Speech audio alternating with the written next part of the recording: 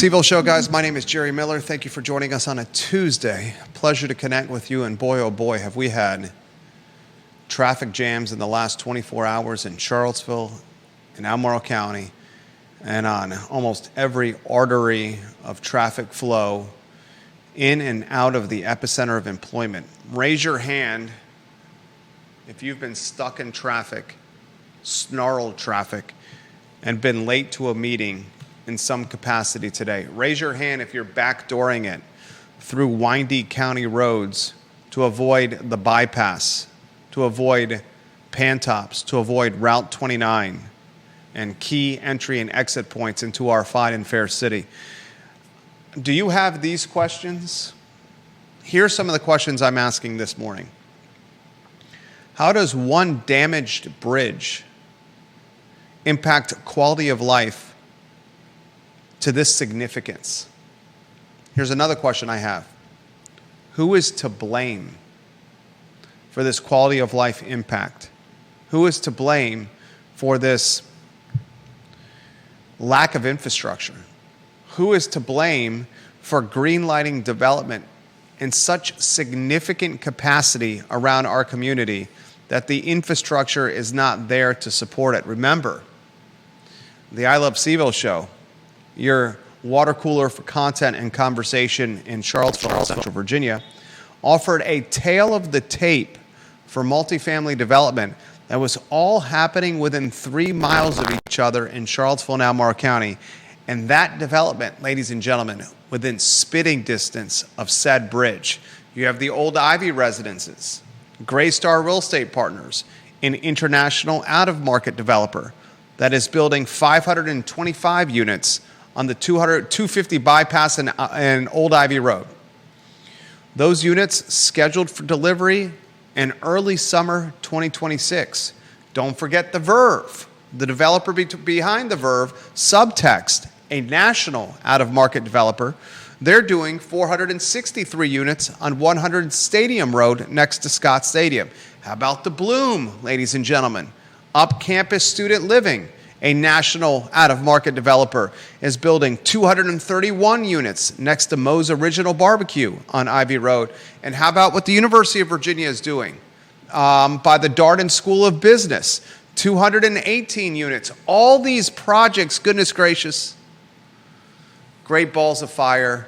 They total 1,437 luxury multifamily new units delivered, ladies and gentlemen, starting in the early parts of 2026.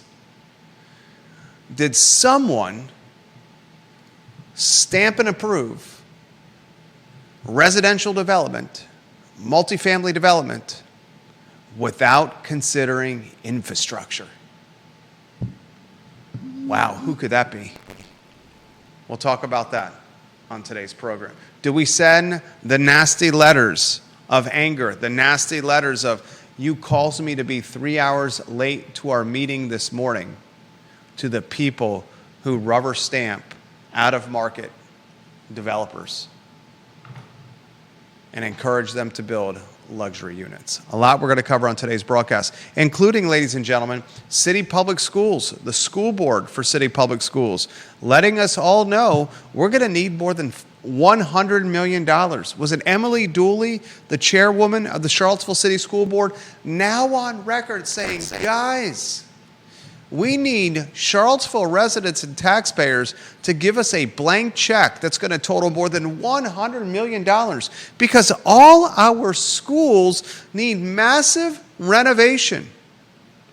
Think about the timing of this ask of $100+ million of taxpayers in Charlottesville, a time where macro headwinds are significant, a time where micro headwinds are palpable. Sales tax collection down, real estate values down, meals tax down, lodging taxes down, foot traffic down, tourism down. $100 million, boy oh boy, City Council's got a problem on their hands. We'll talk about that today. A lot we're going to cover on the broadcast, ladies and gentlemen. We remind you that tomorrow at 10:15 a.m., Jerry Hootie Ratcliffe, the Virginia Sports Hall of Famer, will join us in studio for a special edition of the Jerry and Jerry Show. Generally, it airs at 10:15 a.m. on Tuesday mornings. I had an important meeting today. I could not do the Jerry and Jerry Show this morning. We're moved it for this week alone to tomorrow, Wednesday at 10:15 a.m., where we're going to talk a Virginia football team that's ranked in the top 25, number 24 to be exact. A Virginia football team that's 4-1 overall, 2-0 in conference play, a team that travels on Saturday to face the Louisville Cardinal. The Cardinals, a 7.5-point favorite, nationally televised ball game for Tony Elliott. Back-to-back weeks. You see what happens when you win? You get the nationally televised slot. This time, ESPN2, 3:30 kickoff Saturday. Virginia football, ladies and gentlemen. A lot we're going to cover on the broadcast. A lot we're going to cover on the show, the Tuesday edition of the program, including, ladies and gentlemen, a reminder that Conan Owen, the CEO of Sir Speedy of Central Virginia, will join us in studio tomorrow for an interview where we're going to spotlight business development in and around our community. Who's closing their doors? Who's opening their doors?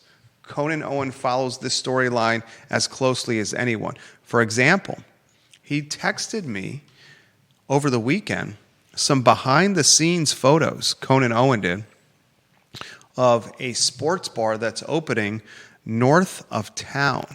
This bar, ladies and gentlemen, in Hollymead is called Fox Den. The owners of the sports bar Fox Den are part of the CVille Blues soccer family. And at this sports bar in Hollymead called Fox Den, there's going to be 10 by 15 TV rooms for watch parties where you can rent little couch areas with a private 72-inch television where you can control the remote. They also have a couple of mini outdoor soccer fields at Fox Den.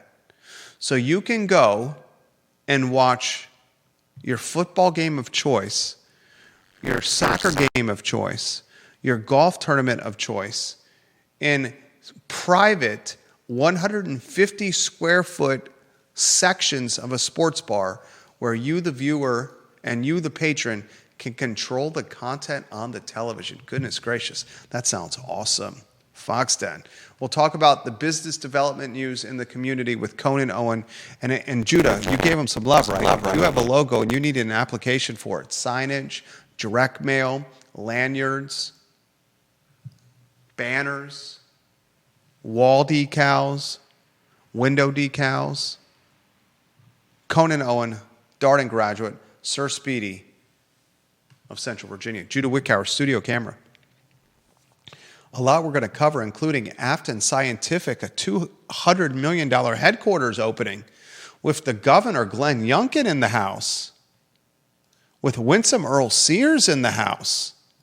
$200 million in Albemarle County. Goodness gracious. Jody Carbone, welcome to the broadcast. Janice Boyce-Trevelyan, welcome to the broadcast.